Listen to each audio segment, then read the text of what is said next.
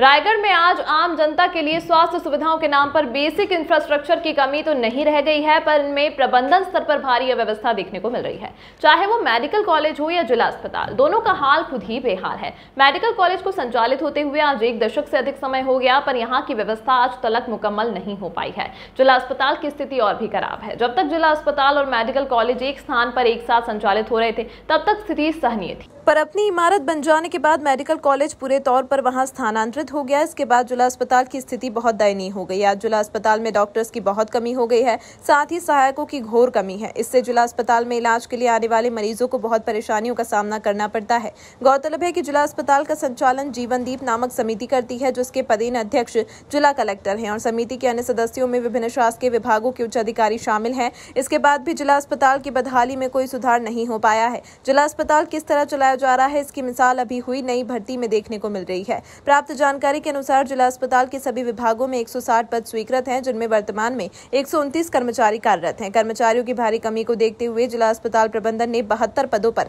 विभिन्न कर्मचारियों की भर्ती कर ली। कर्मचारियों की भर्ती कोई असामान्य बात नहीं है, पर असमान बात यह थी कि इन तमाम भर्तियों के लिए ना तो किसी प्रकार का विज्ञापन निकाला गया और न ही जीवनदीप समिति की अनुमति ली गई। साथ ही स्वीकृत पदों की तुलना में अधिक भर्तियां कर ली गई। दरअसल ऐसा भर्तियों में मनमानी और पक्षपात करने के लिए किया गया। मिली जानकारी के अनुसार ये नई भर्तियां अधिकतर जिला अस्पताल में कार्यरत कर्मचारियों के रिश्तेदारों और अपने प्रिय लोगों से की गई।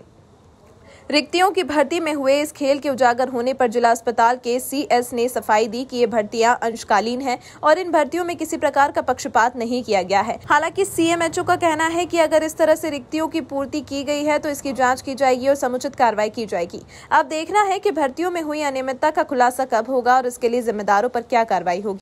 जुलाई में हमें जिला अस्पताल मेडिकल कॉलेज शिफ्ट किया गया था, जिसमें भी जुलाई में हमें सिविल सर्जन के द्वारा बहुत सारे पदों का भर्ती किया गया है। उसमें एक ही परिवार के कई सदस्यों को लिया गया, तो इसमें किस तरह का संज्ञान लिया जाएगा और क्या होता है?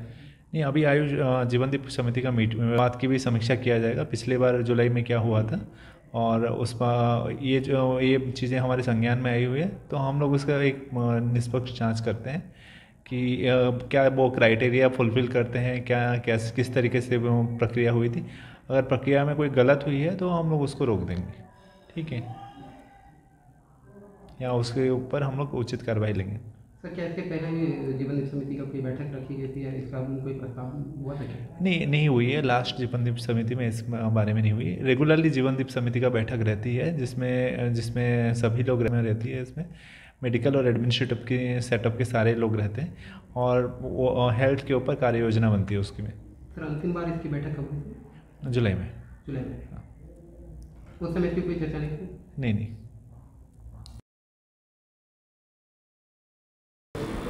तो बताएंगे मेडिकल कॉलेज और जिला अस्पताल अलग जाने के बाद यहाँ कितने पदों पर भर्ती किया गया है और किस देश किया गया है? अचानक मेडिकल कॉलेज के अलग हो जाने के बाद में अस्पताल चलाने की जो समस्या जो थी वो काफ़ी गहरा गई थी उसमें, क्योंकि अस्पताल चलाने के लिए हमारे पास स्टाफ ही नहीं थे और जिन कर्मचारियों की रिटायरमेंट हुई उसकी दोबारा रिक्रूटमेंट उस पोस्ट पे नहीं हुई।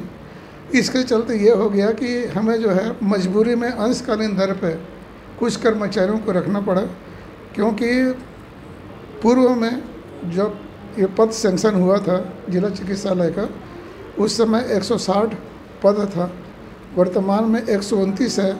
इसके अतिरिक्त तो जो है सारे सेक्शन को कंप्यूटराइज करना था, क्योंकि आजकल मैनुअल का ज़माना नहीं है, इसलिए हमें जो है ये कंप्यूटर ऑपरेटर भी अंशकालीन दर पर रखना पड़ा।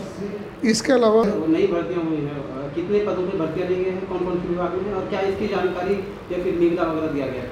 नहीं, निविदा नहीं दिया गया था, क्योंकि हमने अंशकालीन दर पे रखा है।